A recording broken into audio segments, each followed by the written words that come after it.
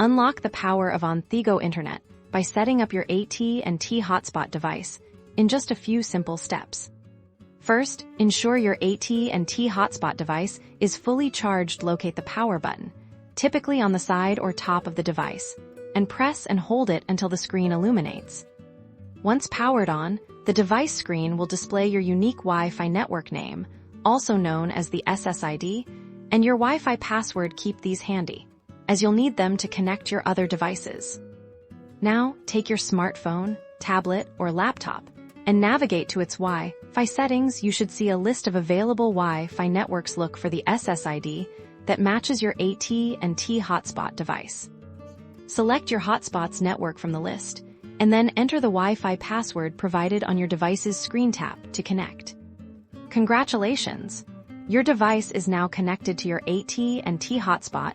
You'll see the Wi-Fi symbol indicating a successful connection.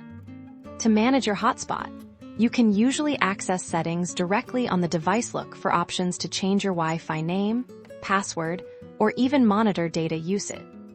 With your AT&t Hotspot set up, you can now enjoy reliable, portable internet access for browsing, streaming, and staying connected wherever life takes you.